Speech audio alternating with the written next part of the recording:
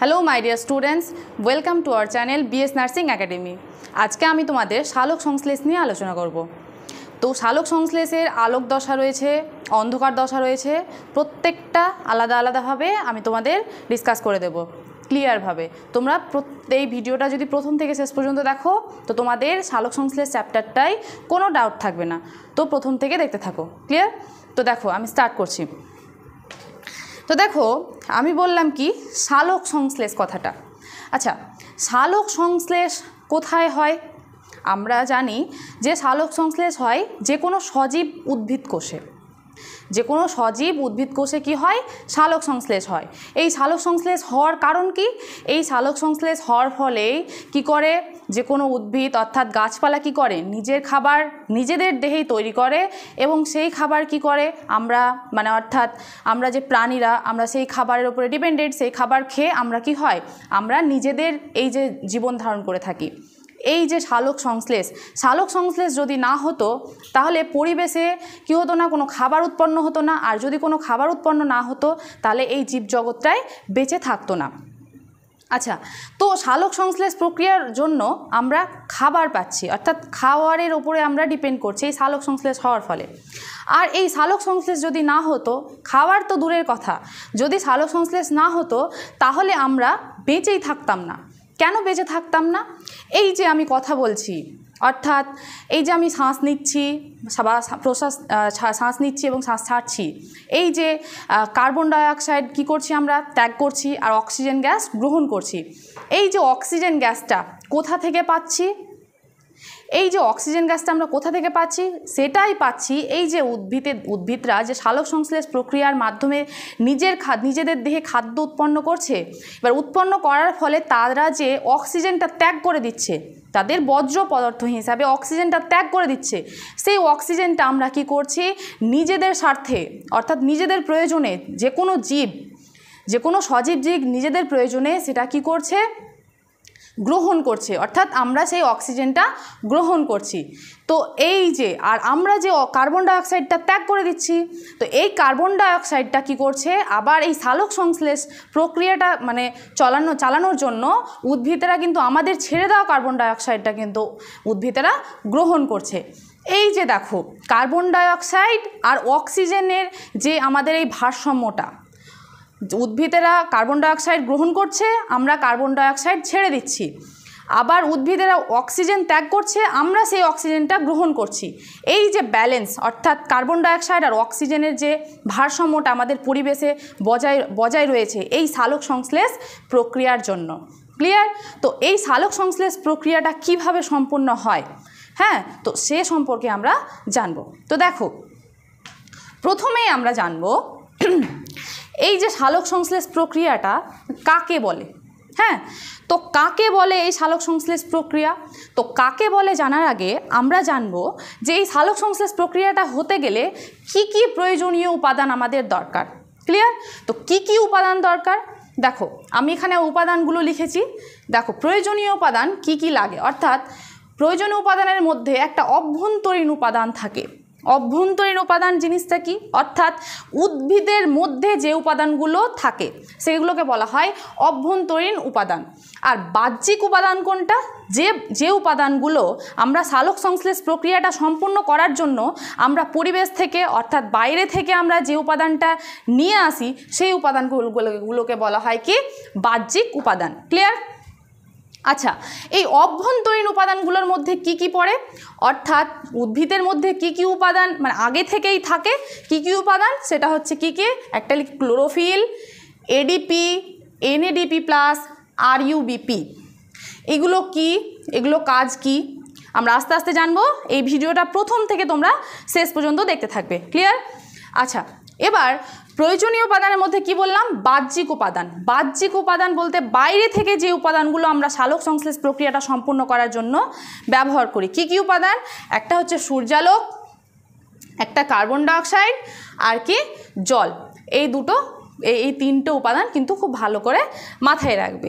আচ্ছা, এই বস্তুগুলো আমাদের দরকার, মানে সালোক সংশ্লেষ প্রক্রিয়াটা সম্পূর্ণ করার জন্য এই উপাদানগুলো আমাদের দরকার। আচ্ছা, সালোক সংশ্লেষ প্রক্রিয়াটার যদি আমরা একটা কি করি, সমীকরণ যদি আমরা মাথায় রাখতে পারি, জাস্ট একটা সমীকরণ যদি আমরা মাথায় রাখতে পারি, তাহলে সালোক সংশ্লেষ প্রক্রিয়াটা আমরা খুব সহজভাবে আমাদের চোখের সামনে ভেসে উঠবে, খুব সহজ প্রসেস। আচ্ছা, কি করে আমরা সমীকরণটা মনে রাখবো? যদি পসিবল হয় তো তোমরা একটু খাতায় যদি নিজে লিখে লিখে প্র্যাকটিস করো সমীকরণটা নিজে নিজে, তাহলে তোমরা দেখবে দুই একবার লিখে লিখে যদি প্র্যাকটিস করো তো তোমাদের মুখস্থ হয়ে যাবে। আচ্ছা, আমাদের মুখস্থ করার দরকার নেই, আমরা জাস্ট দেখব কি করে হয়। আচ্ছা দেখো, এই দেখো আমি এখানে সমীকরণটা লিখেছি, তো এই সমীকরণটা কি করে হয় তো দেখো আমি ক্লিয়ারভাবে বলে দিচ্ছি। দেখো কি বললাম, এখানে দেখো 6 অণু কার্বন ডাইঅক্সাইড লেগেছে, এখানে কি কি লেগেছে, জাস্ট 6 অণু কার্বন ডাইঅক্সাইড লেগেছে, আর কি লেগেছে 12 অণু জল। তাহলে কি বললাম, 6 অণু কার্বন ডাইঅক্সাইড আর 12 অণু জল ব্যবহার করা হয়েছে। তারপরে আর কি ব্যবহার করা হয়েছে, কি বলেছে, নির্দিষ্ট তরঙ্গ দৈর্ঘ্যের আলো, আর কি বলছে, ক্লোরোফিল। আচ্ছা, আমরা জানি সালোক সংশ্লেষ কোথায় সম্পূর্ণ হয়, পাতায় সম্পূর্ণ হয়। আচ্ছা, পাতায় আমরা জানি কি থাকে, কোন রঞ্জক থাকে, ক্লোরোফিল রঞ্জক থাকে, প্লাস্টিড থাকে, প্লাস্টিড কি হয়, ক্লোরোফিল থাকে। তো কি সংজ্ঞাটা আমরা কি বললাম, যে পাতার ক্লোরোফিলযুক্ত কোষে নির্দিষ্ট তরঙ্গ দৈর্ঘ্যের অর্থাৎ সূর্যালোকের উপস্থিতিতে যে জৈব রাসায়নিক প্রক্রিয়ায় কি হয়, 6 অণু কার্বন ডাইঅক্সাইড আর 12 অণু জল কি করে, 1 অণু গ্লুকোজ, এই যে এটা হচ্ছে গ্লুকোজের সংকেত C6H12O6, এটা হচ্ছে গ্লুকোজের সংকেত 1 অণু গ্লুকোজ, 6 অণু জল আর 6 অণু অক্সিজেন মুক্ত করে। এই যে জৈবনিক যে প্রক্রিয়াটা, এই প্রক্রিয়াটাকেই বলা হয় সালোক সংশ্লেষ প্রক্রিয়া। কি বললাম, ক্লোরোফিলযুক্ত কোষে অর্থাৎ পাতার ক্লোরোফিলযুক্ত কোষে নির্দিষ্ট তরঙ্গ দৈর্ঘ্যের আলো অর্থাৎ সূর্যালোকের উপস্থিতিতে 6 অণু কার্বন ডাইঅক্সাইড 12 অণু জলের সঙ্গে মিশ্রিত হয়ে কি উৎপন্ন করে, 1 অণু গ্লুকোজ, 6 অণু জল আর 6 অণু অক্সিজেন মুক্ত করে। এই যে প্রক্রিয়াটা, এই প্রক্রিয়াটাই হচ্ছে সালোক সংশ্লেষ প্রক্রিয়া। আচ্ছা, এই যে সালোক সংশ্লেষ প্রক্রিয়ায় ক্লোরোফিল কথাটা বারবার বলছি, এটা একটা রঞ্জক। তো এই ক্লোরোফিলকে কয়েকটা ভাগে ভাগ করা হয়, ক্লিয়ার? তো এই ক্লোরোফিলের কাজ কি, এই যে সালোক সংশ্লেষের রঞ্জক দুটা, একটা হচ্ছে ক্লোরোফিল, একটা হচ্ছে ক্যারোটিনেটস। ক্যারোটিনেটসের মধ্যে হয় ক্যারোটিন আর জ্যান্থোফিল, এ দুটো জাস্ট মাথায় রাখবে। হ্যাঁ, তো এবার দেখো ক্লোরোফিলের কথাটা যে বলছি, এই ক্লোরোফিলের কাজ কি। আচ্ছা, ক্লোরোফিলের কাজ কি, ধরো একটা উদ্ভিদ রয়েছে, এবার উদ্ভিদের পাতায় কি রয়েছে, ক্লোরোফিল রয়েছে। এবার ওই ক্লোরোফিলের কাজ কি, এই ক্লোরোফিলের কাজ হচ্ছে, ধরো উদ্ভিদের একটা পাতাতে ক্লোরোফিল রয়েছে, এবার ক্লোরোফিলের কাজ হচ্ছে সূর্যের ফোটন কণা, অদৃশ্য ফোটন কণা, সূর্য থেকে এক ধরনের আলো আসে যেটাকে বলা হয় ফোটন, মানে আলোতে এক ধরনের কণা থাকে, সেটা হচ্ছে ফোটন কণা। সেই ফোটন কণা কি করে, ক্লোরোফিলকে কি করে, সক্রিয় করে। ক্লোরোফিলকে প্রথমে কি করে, সক্রিয় করে। এই সক্রিয় ক্লোরোফিল তখন কি করে, এই সক্রিয় ক্লোরোফিল আমরা যে মাটির নিচ থেকে যে জল নিয়েছিলাম, হ্যাঁ, এই ক্লোরোফিলটা কি করে, সক্রিয় হয়। এই সক্রিয় ক্লোরোফিল কি করে, ওই জলকে কি করে, ভেঙে দেয়। অর্থাৎ জলের সংকেত আমরা জানি H2O, এই H2O কে কি করে, H+ অর্থাৎ হাইড্রোজেন আর OH- অর্থাৎ হাইড্রক্সিল আয়ন। তাহলে এই জলকে H+ আর OH- আয়নে কি করে, এই ক্লোরোফিল অর্থাৎ সক্রিয় ক্লোরোফিল কি করে, ভেঙে দেয়। সেই কথাটাই আমি এখানে লিখেছি যে কি করে, সূর্যালোকের অদৃশ্য ফোটন কণা অর্থাৎ কোয়ান্টাম, ফোটন কণাকেই বলা হয় কোয়ান্টাম, কি করে, সূর্যালোকের অদৃশ্য ফোটন কণা কি করে, শোষণ করে কি করে, সক্রিয় হয়। কে সক্রিয় হয়, ক্লোরোফিলটা সক্রিয় হয়, এবং কি করে, শোষিত জলকে কি করে, H+ আর OH- আয়নে কি করে, ভেঙে দেয়। এটা হচ্ছে ক্লোরোফিলের কাজ। আচ্ছা, কি বলছে এই কোশ্চেনটা, খুব ভালো কোশ্চেন, মাথায় রাখবে যে একটা ক্লোরোফিলকে সক্রিয় করতে প্রায় 8টি ফোটন কণার দরকার হয়। ক্লিয়ার? তাহলে একটা ক্লোরোফিলকে সক্রিয় করতে কটা ফোটন কণা দরকার হয়, 8টা ফোটন কণার দরকার হয়। আচ্ছা, তাহলে আমরা এই যে মানে সালোক সংশ্লেষ প্রক্রিয়াটা সম্পূর্ণ করতে কি কি উপাদান লাগে আমরা এটা জানলাম। আচ্ছা, এই যে সালোক সংশ্লেষ চ্যাপ্টারটা, এই সালোক সংশ্লেষের চ্যাপ্টারের খুব বেসিক কিছু কিছু কোশ্চেন রয়েছে, খুব ইম্পর্টেন্ট কোশ্চেনগুলো আমি এখানে লিখেছি। দেখো আমি একে একে বলে দিচ্ছি, খুবই ইম্পর্টেন্ট। তোমরা খাতায় কিন্তু অবশ্যই নোট ডাউন করবে এবং বারবার প্র্যাকটিস করবে এই কোশ্চেনগুলো, খুবই ইম্পর্টেন্ট। দেখো কি বললাম, প্রধান সালোক সংশ্লেষকারী অঙ্গ। প্রথমেই বলেছি যে এই সালোক সংশ্লেষ প্রক্রিয়াটা কোথায় হয়, আমরা বলেছি উদ্ভিদের পাতায়। তো দেখো তাহলে প্রধান সালোক সংশ্লেষকারী অঙ্গ কি, পাতা। আচ্ছা, তাহলে এবার কি বলছে, প্রধান সালোক সংশ্লেষকারী কি বলছে, স্থান, অর্থাৎ পাতায় হয়, ঠিক আছে। এবার পাতার কোন কলাতে হয়, মেসোফিল কলাতে হয়, খুব ইম্পর্টেন্ট, ভেরি ভেরি ইম্পর্টেন্ট। পাতার কোথায় হয়, মেসোফিল কলাতে হয়। আচ্ছা, সালোক সংশ্লেষকারী যদি অঙ্গাণু বলি আমরা, তাহলে কি, ক্লোরোপ্লাস্ট।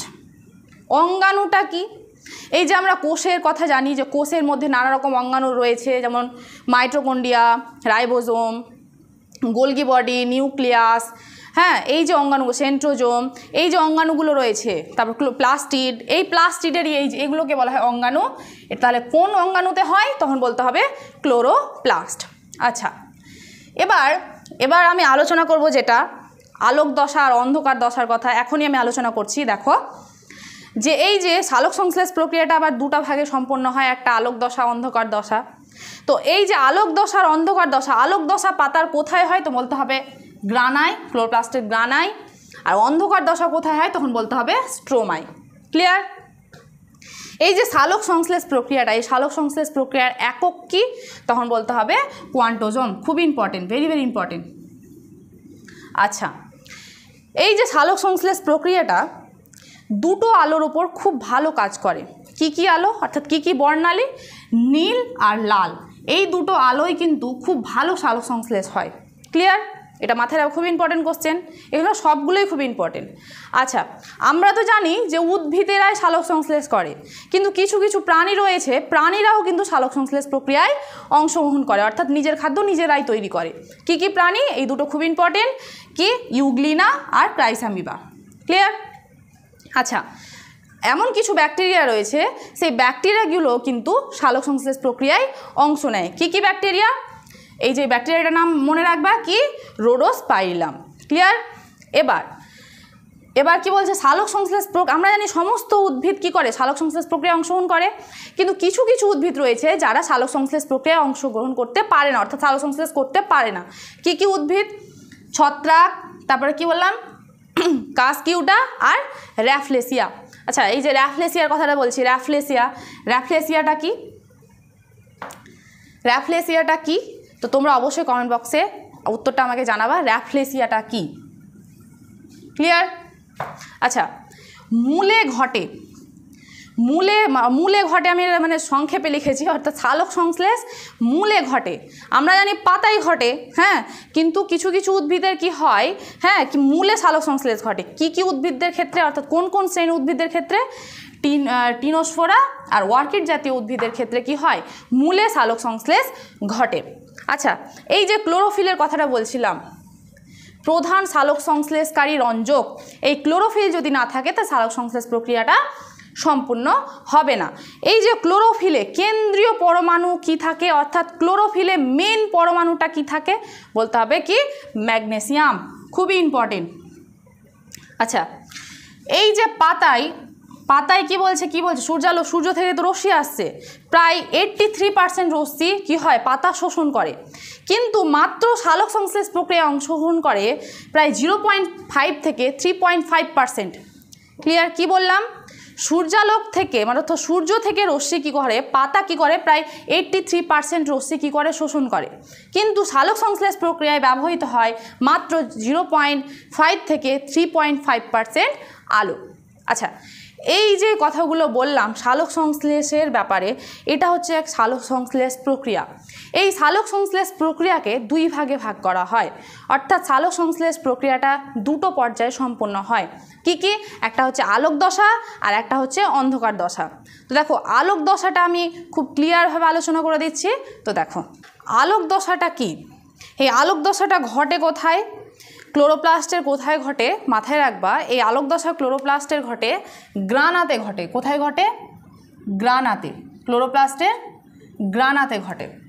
আচ্ছা, কোন বিজ্ঞানীর কথা বললাম? বিজ্ঞানী ব্ল্যাকম্যান। বিজ্ঞানী ব্ল্যাকম্যান। কিন্তু এই সালোক সংশ্লেষ কথাটা প্রথম ব্যবহার করেছিলেন বিজ্ঞানী বার্নেস। বিজ্ঞানী বার্নেস। কিন্তু এই সালোক সংশ্লেষ প্রক্রিয়াটিকে দুই ভাগে ভাগ করেছিল, অর্থাৎ দুটা পর্যায়ে ভাগ করেছিল কে? বিজ্ঞানী ব্ল্যাকম্যান। আচ্ছা, সেটা নিয়ে আলোচনা করব না। এবার দেখো, এই যে আলোক দশা সম্পর্কে আমরা জানব। তো দেখো, এই আলোক দশা সম্পূর্ণ হতে গেলে মানে কি কি লাগবে? তো আলোক দশা নামটা শুনেই আমরা বুঝতে পারছি যেখানে আলোর প্রয়োজন রয়েছে, অর্থাৎ সূর্যালোকের প্রয়োজন রয়েছে। তো দেখো কি কি কাজে লাগে সেগুলো আমরা জানবো।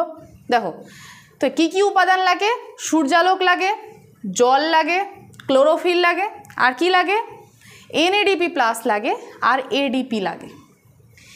NADP+, এগুলো হচ্ছে এক এক ধরনের উৎসেচক। হ্যাঁ, আচ্ছা, সেগুলো মানে পরে জানছি। তো এইগুলো লাগে। আচ্ছা, এবার দেখো, তো এই যে আলোক দশাটা সম্পূর্ণ হয়, তো আলোক দশা সম্পূর্ণ হতে গেলে কয়েকটা প্রসেসে সম্পূর্ণ হয়। কি কি প্রসেস? দেখো, এখানে টোটাল আমি 6টা প্রসেসের নাম লিখেছি। 1 2 3 4 5 6। এই 6টা প্রসেসে কিন্তু আলোক দশাটা পুরো সম্পূর্ণ হয়। তো প্রথম প্রসেসে কি হয় দেখো, কি লেখা আছে যে সূর্যালোকের আবদ্ধকরণ। আচ্ছা, তো কি বললাম? আলোক দশাটা ক্লোরোপ্লাস্টের গ্রানায় সম্পন্ন হয়। তো সেই গ্রানায় কি হয়? প্রথমে বলছে সূর্যালোকের আবদ্ধকরণ, অর্থাৎ সূর্যালোক মানে আবদ্ধকরণ বলতে সূর্য থেকে যে রশ্মিটা আসে সেই রশ্মিটা প্রথমে মানে আবদ্ধকৃত হয়, অর্থাৎ সেখানে গিয়ে জমা হয়। জমা হয়ে কি করে? তো আমাদের আলো আসছে, সেই আলোটা কি করে? রাসায়নিক শক্তিতে রূপান্তরিত হয়, অর্থাৎ আলোক শক্তিটা কি হয়? রাসায়নিক শক্তিতে রূপান্তরিত হয়। এটা হচ্ছে প্রথম প্রসেস হলো। এবার পাতায় তো ওখানে আলোক শক্তির মানে আলোক শক্তিটা রাসায়নিক শক্তিতে রূপান্তরিত হলো, ঠিক আছে। এবার সেকেন্ড স্টেপে কি হয়? ক্লোরোফিলের সক্রিয়করণ। যে কথাটা একটু আগেই আমি বললাম, ক্লোরোফিলের সক্রিয়করণ মানে সূর্যালোক থেকে যে একটা রশ্মি আসে, হ্যাঁ, সেই রশ্মিতে এক ধরনের কণা থাকে, সেটা হচ্ছে ফোটন কণা। সেই ফোটন কণাটা কি করে? ক্লোরোফিলকে, অর্থাৎ নিষ্ক্রিয় ক্লোরোফিলকে কি করে? সক্রিয় করে। এই যে দেখো, সেম কথাটা এখানে লেখা আছে কি? নিষ্ক্রিয় ক্লোরোফিলকে কি করে? সূর্যালোকের ফোটন কণা কি করে? সক্রিয় করে, অর্থাৎ সক্রিয় ক্লোরোফিলে পরিণত করে। এবং ক্লোরোফিলের লাস্ট কক্ষে যে ইলেকট্রনগুলো থাকে, সেই ইলেকট্রনগুলো কি করে? লাস্ট কক্ষপথ থেকে বেরিয়ে যায়, অর্থাৎ ইলেকট্রন ত্যাগ করে। তো ইলেকট্রনটা ত্যাগ করে লিখলাম, হলো। তো সেকেন্ড স্টেপে কি হলো? ক্লোরোফিলের সক্রিয়করণ ঘটলো। এবার তারপরে থার্ড স্টেপে কি হয়? ক্লোরোফিল যে সক্রিয়করণ মানে সক্রিয় হলো, তো এবার ক্লোরোফিল সক্রিয় হয়ে কি করবে? এর আগে আমি বললাম যে ক্লোরোফিল যখন সক্রিয় হয়ে গেল, তো আমরা মাটির নিচ থেকে যে জল নিয়েছিলাম সেই জলকে, অর্থাৎ H2O-কে কি করে? H+ আর OH- আয়নে কি করে? ভেঙে দেয়। কে ভেঙে দেয়? এই সক্রিয় ক্লোরোফিল। কি বললাম? এই সক্রিয় ক্লোরোফিল কি করে? এই যে জল, এই জলকে কি করে? H+ আর OH- আয়নে ভেঙে দেয়। এই যে জলের ভাঙন, এই প্রক্রিয়াটাকে বলা হয় ফটোলাইসিস। কি বলা হয়? ফটোলাইসিস। এই বিক্রিয়াটাকে কিন্তু হিল বিক্রিয়াও বলা হয়। এই টোটাল বিক্রিয়াটাকে কি বলা হয়? হিল বিক্রিয়া বলা হয়। কেন? এই বিক্রিয়াটা বিজ্ঞানী হিল, অর্থাৎ বিজ্ঞানী রবিন হিল এই বিক্রিয়াটা আবিষ্কার করেছিল, তাই জন্য এই বিক্রিয়াটাকে বলা হয় হিল বিক্রিয়া। ক্লিয়ার? আচ্ছা, এবার এই যে H+ আয়নটা উৎপন্ন হলো, হ্যাঁ, তো এই H+ আয়ন এবার কি করছে দেখো। এই যে প্রথমে উপাদান আমি বলেছিলাম NADP লাগে, মানে প্রয়োজনীয় উপাদান হিসাবে কি লাগে? NADP লাগে। এর ফুল ফর্মগুলো তোমরা মাথায় রাখবা। এর ফুল ফর্ম কি? Nicotinamide adenine dinucleotide phosphate. কি বললাম? Nicotinamide adenine dinucleotide phosphate.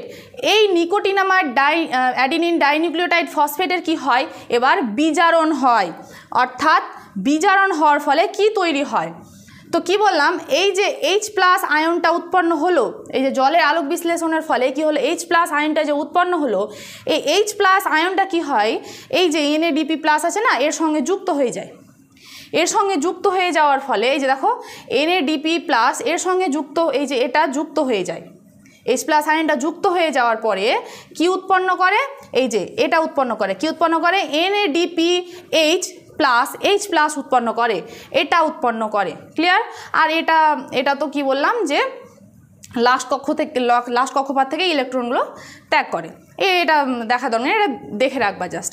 তাহলে কি বললাম, জলের আলোক বিশ্লেষণে কি হয় যে H প্লাস আয়নটা উৎপন্ন হয়, এই H প্লাস আয়নটা কি করে, NADPর সঙ্গে যুক্ত হয়ে কি উৎপন্ন করে, NADPH প্লাস H প্লাস উৎপন্ন করে। আচ্ছা, এই যে NADP প্লাস একে বলা হয় হিল বিকারক। এটা মাথায় রাখবা, কোশ্চেন দেয় হিল বিকারক কাকে বলে, তখন বলতে হবে NADP প্লাসকে হিল বিকারক বলা হয়। আচ্ছা, এবার H প্লাস আয়ন উৎপন্ন হলো, তো H প্লাস আয়ন এর সঙ্গে যুক্ত হয়ে একটা যৌগ মানে উৎপন্ন করলো, H প্লাস আয়নের কাজ শেষ। এবার OH মাইনাস আয়নটা যে উৎপন্ন হয়েছিল, এই OH মাইনাস আয়নটার কি কাজ, এবার এই OH মাইনাস আয়নটা কি করবে, দেখো কি করবে, এই OH মাইনাস কি করবে, অক্সিজেন উৎপন্ন করবে। কি করে উৎপন্ন করবে, এই OH মাইনাস আয়নটা দেখো কি করে হচ্ছে, এই OH মাইনাস আয়নটা দেখো এখানে চার অণু রয়েছে OH, তা আমি তো ভেঙে এরকম লিখতে পারি যে 4 ব্র্যাকেটে OH এই কথাটা লিখতে পারি, তার সাথে এই যে মাইনাস আয়নটা মানে অর্থাৎ ইলেকট্রন কি হয়েছে, গ্রহণ করেছে, এই যে ইলেকট্রন কথাটা লিখলাম। তাহলে আমরা কি উৎপন্ন হতে পারে, এখানে দুই অণু কি হয়, H2O2, অর্থাৎ H2O2কে আমরা কি বলি, হাইড্রোজেন পারঅক্সাইড, অর্থাৎ কি উৎপন্ন করলো, হাইড্রোজেন পারঅক্সাইড। এই হাইড্রোজেন পারঅক্সাইড তখন আবার ভেঙে গিয়ে কি করে, দুই অণু জল উৎপন্ন করে আর এক অণু অক্সিজেন উৎপন্ন করে। সেই অক্সিজেনটা কি হয়, পরিবেশে কি হয়, মুক্তি ঘটে, পরিবেশে মুক্তি ঘটে। এই অক্সিজেনটাই কিন্তু আমরা গ্রহণ করি। ক্লিয়ার? তো এই হচ্ছে সালোক সংশ্লেষ প্রক্রিয়া। এবার এখানে কিন্তু অক্সিজেন মুক্ত হয়ে গেল, ঠিক আছে। এবার তারপরে প্রসেসে কি হয়, ফটোফসফোরাইলেশন ঘটে। ফটোফসফোরাইলেশনটা কি, এই যে পাতায় যে সমস্ত কাজ হয় সালোক সংশ্লেষ প্রক্রিয়ায়, তো পাতার কোষে একটা অঙ্গ থাকে, কি থাকে, ADP থাকে।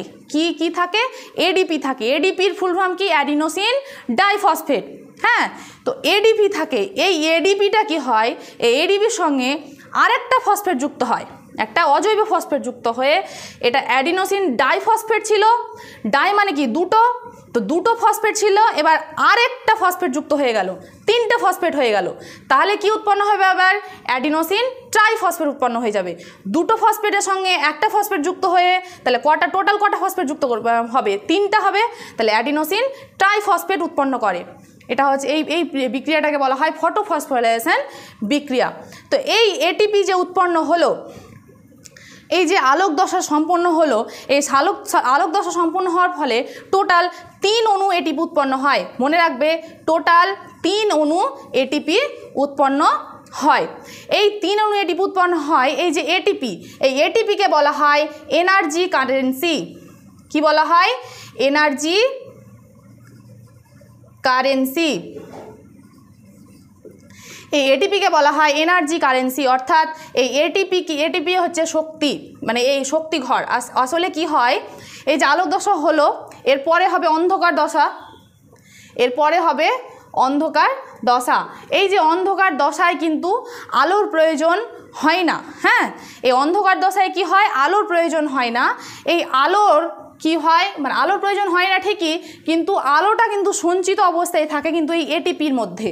হ্যাঁ, তো যা শক্তি লাগে সমস্ত শক্তি কিন্তু এই ATP প্রোভাইড করে।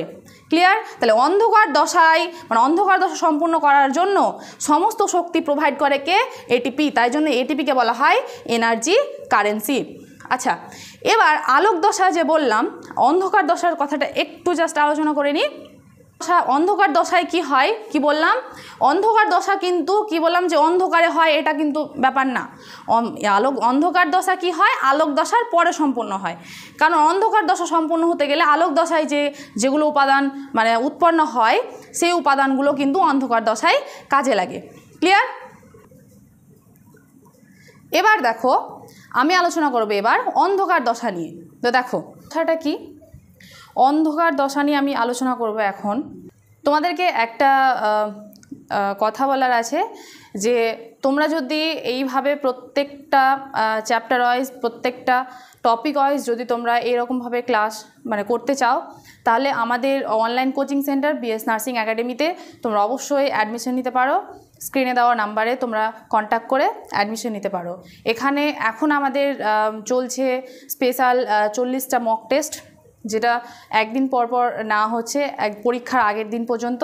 এবং স্পেশালি এখানে নানা রকম প্রত্যেকটা সাবজেক্টের, তোমাদের জিএনএম এএনএমের প্রত্যেকটা সাবজেক্টের, life science, physical science, math, তারপরে জিকে, রিজনিং, ইংলিশ, প্রত্যেকটা সাবজেক্টের সাজেশন সহ মাত্র 299 টাকায় তোমরা যদি নিতে চাও তো অবশ্যই ডেসক্রিপশনে যে নাম্বারটা দেওয়া আছে সেখান থেকে তোমরা কন্ট্যাক্ট করতে পারো।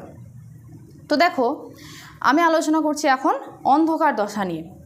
আচ্ছা, এই অন্ধকার দশা কোথায় হয়? এই অন্ধকার দশা হয় ক্লোরোপ্লাস্টের স্ট্রোমায়। কোথায় সম্পন্ন হয়? ক্লোরোপ্লাস্টের স্ট্রোমায়। আচ্ছা, এই অন্ধকার দশাটা সম্পূর্ণ হতে গেলে কি কি উপাদান লাগে? এই অন্ধকার দশায় কি কি উপাদান লাগে? দেখো, এখানে অন্ধকার দশা কথাটা শুনেই মনে লাগছে যে কি এখানে সূর্যালোকের প্রয়োজন হয় না। আচ্ছা, তো এখানে সূর্যালোকের প্রয়োজন নেই, তো কি কি উপাদান লাগে সেটা আমরা জানবো। কি কি উপাদান লাগে? Carbon dioxide, RuBP. আরইউবিপির ফুল ফর্ম কি? Ribulose bisphosphate. আচ্ছা, তারপরে আর কি লাগে? এই যে আলোক দশায় উৎপন্ন হয়েছিল যে NADPH, সেই NADPHটা লাগে। আর কি লাগে? আলোক দশায় আর একটা জিনিস উৎপন্ন হয়েছিল। কি উৎপন্ন হয়েছিল? ATP উৎপন্ন হয়েছিল, সেই ATPটাও লাগে অন্ধকার দশায়। আচ্ছা, এই যে অন্ধকার দশাটা, এই অন্ধকার দশাটা সম্পূর্ণ হতে গেলে কয়েকটা প্রসেস রয়েছে। সেম প্রসেস আলোক দশার মতো অন্ধকার দশায়ও কিছু প্রসেস রয়েছে। কি কি প্রসেস? মাত্র 3টে প্রসেস। খুব সহজ, খুব সহজে বুঝতে পারবে। ঠিক আছে, তো দেখো প্রথমে কি হয়? কার্বন ডাইঅক্সাইডের কি বলছে? স্থিতিকরণ এবং PGA গঠন। কার্বন ডাইঅক্সাইডের স্থিতিকরণ। আচ্ছা, কার্বন ডাইঅক্সাইডের স্থিতিকরণ মানেটা কি? এই যে প্রথমে বললাম যে অন্ধকার দশা সম্পূর্ণ হতে গেলে কার্বন ডাইঅক্সাইড প্রয়োজন। সেই কার্বন ডাইঅক্সাইড কি করে? RUBP অর্থাৎ রাইবিউলেজ বিসফসফেট, এই যে রাইবিউলেজ বিসফসফেটের সঙ্গে যুক্ত হয়ে কয় অণু কার্বন ডাইঅক্সাইড যুক্ত হয়? 6 অণু কার্বন ডাইঅক্সাইড 6 অণু RUBP সঙ্গে যুক্ত হয়ে কি উৎপন্ন করে? 12 অণু PGA উৎপন্ন করে। কার উপস্থিতিতে? একটা উৎসেচকের উপস্থিতিতে। সেই উৎসেচকটার নাম কি? রুবিস্কো উৎসেচক। কি? রুবিস্কো উৎসেচক। এই রুবিস্কো উৎসেচকের সাহায্যে কি করে? 12 অণু PGA উৎপন্ন করে। ক্লিয়ার? এবার এই যে PGA উৎপন্ন করলো, কিন্তু এখানে কিন্তু কার্বন থাকে কিন্তু 3 অণু। ঠিক আছে, 3 অণু কার্বন থাকে। আর এই যে RUBPটা যে ছিল, এটা কিন্তু RUBPটা কিন্তু 5 অণু RUBP ছিল, আর উৎপন্ন করে কিন্তু 3 অণু কার্বন যুক্ত PGA উৎপন্ন করে। আচ্ছা, এবার PGA উৎপন্ন হলো। এবার PGA উৎপন্ন হওয়ার পর কি হয়? সেকেন্ড স্টেপে এই PGA এর বিজারণ শুরু হয়। আচ্ছা, বিজারণ শুরু হয় মানে এখানে কিছু কিছু জিনিস অ্যাড হয়, তারপরে কিছু একটা জিনিস উৎপন্ন হবে, এটাই তো বিজারণ। তো কি উৎপন্ন হয়? এই যে 12 অণু PGA উৎপন্ন হয়েছে, এই 12 অণু PGA কি করে? এই যে ATP তো লাগছে, যেটা আলোক দশায় উৎপন্ন হয়েছিল ATPটা, ওই 12 অণু PGA 12 অণু ATPর সঙ্গে যুক্ত হয়। আর কি যুক্ত হয়? এই যে NADPH, এই NADPH প্লাস H+, যেটা আলোক দশা উৎপন্ন হয়েছিল সেটা যুক্ত হয়। কত অণু যুক্ত হয়? কিন্তু 12 অণু। প্রত্যেকটাই দেখো কিন্তু 12 অণু করে যুক্ত হচ্ছে। এটাকে H+, এটাকে এরকমও বলতে পারো, NADPH+ও বলতে পারো, বা এখানে তোমরা H+ও দিতে পারো বা 2+ও দিতে পারো, একই কথা। আচ্ছা, তাহলে কি বললাম? 12 অণু PGA এর সঙ্গে 12 অণু ATP যুক্ত হয়, আর 12 অণু NADPH+H+ যুক্ত হয়। এতগুলো যুক্ত হওয়ার পরে কি উৎপন্ন করে? 12 অণু PGALD উৎপন্ন করে। 12 অণু কি উৎপন্ন করে? PGA এলডি উৎপন্ন করে। আর কি উৎপন্ন করে? 12 অণু NADPH প্লাস উৎপন্ন করে আর 12 অণু ADP উৎপন্ন করে। আচ্ছা, এই যে PgALD উৎপন্ন করলো, এই PgALD এবার কি করে দেখো, এই 12 অণু PgALD কিন্তু একটা খেলা খেলে। এই 12 অণু PgALD থেকেই কিন্তু আমাদের গ্লুকোজ উৎপন্ন হয়, কিন্তু এই 12 অণু PgALD কিন্তু গ্লুকোজ উৎপন্ন করে দেয় না, কিছু আবার মাত্র 2 অণু মানে PgALD গ্লুকোজ উৎপন্ন করে, আর বাকি 10 অণু কী করে? আবার সেম আগের প্রসেসে, অর্থাৎ কোথায় ফিরে যায়? এই যে RUBP-তে ফিরে যায়। হ্যাঁ, কি করে হয় দেখো, এই যে 12 অণু, এখানে দেখো RUBP-র পুনঃসংশ্লেষ, এই যে 12 অণু PgALD যে উৎপন্ন হলো, এই 12 অণু PgALD কি করে? এখান থেকে 2 অণু PgALD বেরিয়ে যায়, ঠিক আছে, আর পড়ে থাকে কত? 10 অণু PgALD। এই 10 অণু PgALD কি করে? কেলভিন চক্রের মাধ্যমে কি করে? আবার 6 অণু RUBP-তে পরিণত হয়। এটা কিন্তু পার্ট হয়ে গেল। হ্যাঁ, এবার এই যে 2 অণু মানে PgALD-র কথা বললাম, মাত্র এই 2 অণু PgALD থেকে কিন্তু গ্লুকোজ উৎপন্ন হয়, অর্থাৎ C6H12O6, অর্থাৎ গ্লুকোজ উৎপন্ন হয় মাত্র এই 2 অণু PgALD থেকে। আচ্ছা, তো এই যে চক্রটা, যে কথাটা বললাম, 10 অণু PgALD থেকে আবার 6 অণু RUBP উৎপন্ন হলো, এই চক্রটাকে বলা হয় কেলভিন চক্র বা C3 চক্র। আচ্ছা, এই যে C3 চক্র বা কেলভিন চক্র কথাটা যে বলছি, এই কেলভিন চক্রে দেখো একটা জিনিস, দেখো এই সমীকরণটা থেকে একটা জিনিস ক্লিয়ার হয়ে যাবে। কি বলছে? প্রতিটি চক্রে 1 অণু কার্বন ডাইঅক্সাইড, 1 অণু, সরি 2 বার লিখেছি, 1 অণু কার্বন ডাইঅক্সাইড ও 1 অণু RUBP-র সঙ্গে কি হয়? 3 অণু কিউ যুক্ত হয়, ATP যুক্ত হয়, ATP ও 2 অণু NADPH প্লাস H প্লাস দরকার হয় একটা চক্রে। কি বললাম? একটা চক্রে কি হয়? 1 অণু কার্বন ডাইঅক্সাইডের সঙ্গে 1 অণু RUBP আর তার সঙ্গে 3 অণু ATP যুক্ত হয় আর 2 অণু NADPH প্লাস H প্লাস যুক্ত হয়। এটা হচ্ছে একটা চক্রে। হ্যাঁ, তাহলে আমি যদি বলি দুটা চক্রে কি হবে? তাহলে দুটো চক্র যদি হয়, তাহলে দুটো চক্রে কি হবে? তাহলে 2 অণু কার্বন ডাইঅক্সাইড, 2 অণু RUBP হবে, আর এখানে 3 অণু যেহেতু ATP একটাতে, তাহলে দুটাতে কত হবে? 6 অণু ATP, আর এখানে তাহলে কত হবে? এখানে যেহেতু 2 অণু আছে, তাহলে দুটাতে কত হবে? 4 অণু NADPH প্লাস উৎপন্ন হবে। তাহলে এবার যদি আমি 6টা চক্র করি, কটা চক্র? 6টা চক্র। হ্যাঁ, আমরা 6টা চক্র কেন করব? কারণ 1 অণু, এটা জিনিস মাথায় রাখবা যে 1 অণু গ্লুকোজ উৎপন্ন হতে অন্ধকার দশায় 6 বার কেলভিন চক্র হতে হয়, মানে 6 বার চক্রাকারে ঘুরতে হয়, তাহলে 1 অণু গ্লুকোজ উৎপন্ন হয়। তাহলে 6টা চক্র যদি ঘটে, তাহলে কয় অণু কার্বন ডাইঅক্সাইড লাগবে? 6 অণু কার্বন ডাইঅক্সাইড লাগবে।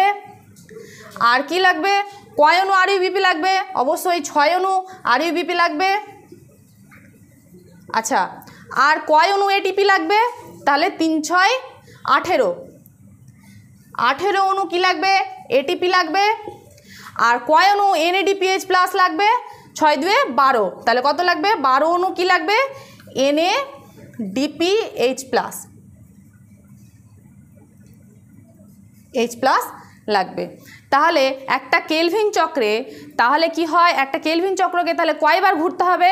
6 বার ঘুরতে হবে। তাহলে কয় অণু কয় অণু গ্লুকোজ উৎপন্ন হবে? 1 অণু গ্লুকোজ উৎপন্ন হবে। ক্লিয়ার? এটাই হচ্ছে তোমাদের অন্ধকার দশা।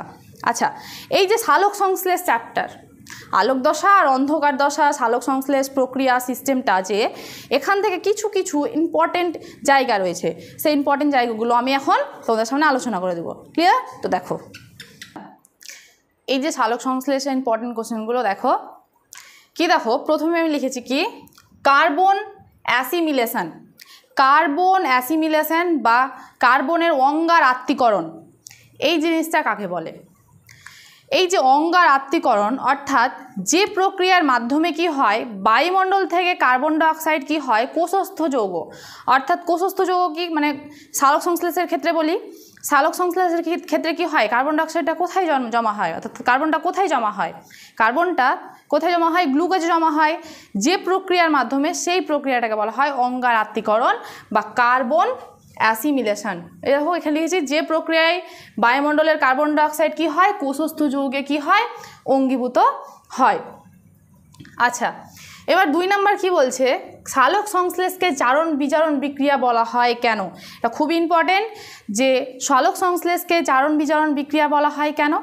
কারণ এই যে প্রথমেই আমি বলেছিলাম কি, যে সালোক সংশ্লেষের যে সমীকরণটা দিয়েছিলাম, মানে সালোক সংশ্লেষ বিক্রিয়ার যে সমীকরণটা দিয়েছিলাম, সেখানে কি হয়েছিল, 6 অণু কার্বন ডাইঅক্সাইড, হ্যাঁ 6 অণু জলের সঙ্গে বিক্রিয়া করার ফলে কি, মানে 12 অণু জলের সঙ্গে যুক্ত হওয়ার ফলে কি হয়েছিল, এক অণু কি হয়েছিল, গ্লুকোজ উৎপন্ন হয়েছিল, 6 অণু জল আর 6 অণু অক্সিজেন উৎপন্ন হয়েছিল।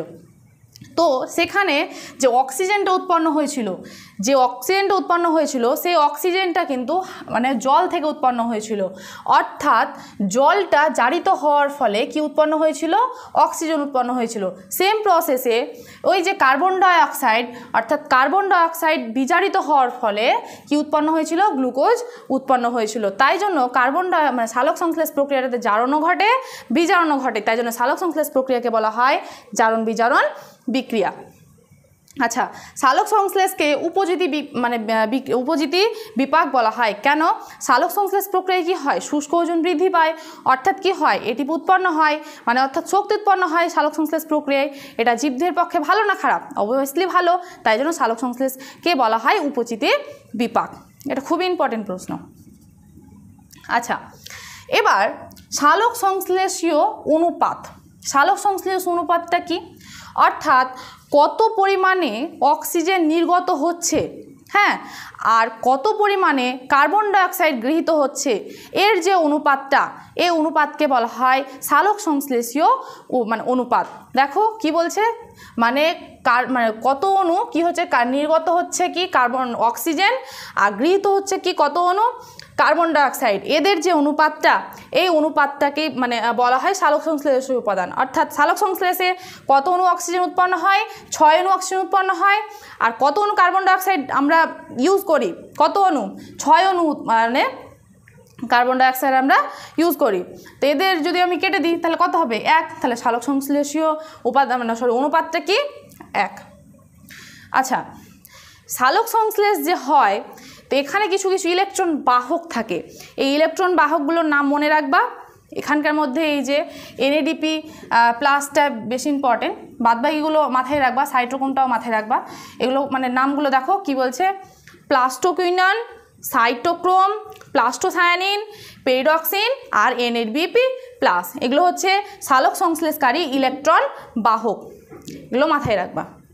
আচ্ছা, হিল বিকারক কাকে বলে, প্রথমে বলেছিলাম হিল বিকারক, কি কি হিল বিকারক রয়েছে, ফেরিক অক্সালেট আর ফেরিক সায়ানাইড। আচ্ছা, এবার তারপরে কি বলছে, ক্ষয়পূরণ বিন্দু।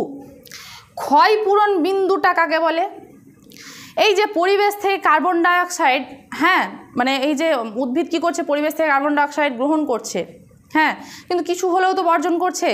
তো একটা নির্দিষ্ট টাইমে কি হয়, কার্বন ডাইঅক্সাইড গ্রহণ আর কার্বন ডাইঅক্সাইডের বর্জনের হার যে টাইমটাতে কি হয় সমান হয়, অর্থাৎ সেই টাইমটাতে কার্বন ডাইঅক্সাইড গ্রহণও হয় না বা কার্বন ডাইঅক্সাইডের বর্জনও হয় না, উদ্ভিদের ক্ষেত্রে বলছি, সেই টাইমটাকে বলা হয়, সেই নির্দিষ্ট সময়টাকে বলা হয় ক্ষয়পূরণ বিন্দু, কার, উদ্ভিদদের। ক্লিয়ার? আচ্ছা, এবার অর্থাৎ সূর্যালোকের কোন তরঙ্গে সালোক সংশ্লেষ সালোক সংশ্লেষ হয়, কোন তরঙ্গে, মাথায় রাখবা 400 ন্যানোমিটার থেকে 700 ন্যানোমিটার। আচ্ছা, প্রথম সালোক সংশ্লেষের প্রথম কার্বন স্থায়ী যৌগটার নাম কি, তখন বলতে হবে PGA, অর্থাৎ ফসফোগ্লিসারিক অ্যাসিড। PGA এর ফুল ফর্ম কি, ফসফোগ্লিসারিক অ্যাসিড। আচ্ছা, এবার কোন উদ্ভিদের সবচেয়ে সালোক সংশ্লেষ ভালো হয়, তখন বলতে হবে ক্লোরেল্লা। ক্লোরেল্লাটা কি, এক ধরনের সামুদ্রিক উদ্ভিদ। এই যে মহাকাশে যখন কোনো যান পাঠানো হয়, তখন ওখানে ক্লোরেল্লা শৈবাল পাঠায়, কারণ এটা এক ধরনের শৈবাল। এখানে কি হয়, অক্সিজেনটা প্রচুর ত্যাগ করতে পারে মানে কি, এখানে সালোক সংশ্লেষ সবচেয়ে বেশি পরিমাণে হয় ক্লোরেল্লা শৈবালে, তাই জন্য অক্সিজেন বেশি ত্যাগ করতে পারে। আর মানে আমরা মহাকাশে যদি যাই তো অক্সিজেনের প্রচুর পরিমাণে দরকার হয়, তাই জন্য মহাকাশ যাত্রীদের সাথে কি হয়, ক্লোরেল্লা শৈবাল দিয়ে দেওয়া হয়। ক্লিয়ার? তো এই হচ্ছে তোমাদের সালোক সংশ্লেষের পুরো পার্টটা আমি এখানে আলোচনা করে দিলাম।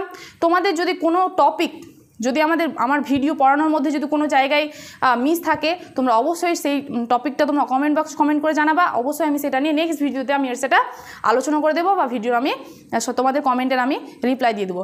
তো যদি তোমাদের এই ভিডিওটা ভালো লাগে অবশ্যই লাইক করবা এবং কমেন্ট করবা, এবং তোমার বন্ধুদের মধ্যে বেশি বেশি করে শেয়ার করবা। আর এখন পর্যন্ত যদি তোমরা এই চ্যানেলটা সাবস্ক্রাইব না করো তো অবশ্যই সাবস্ক্রাইব করবা। তো এখানেই শেষ করছি আমার এই ক্লাসটা। তো থ্যাংক ইউ।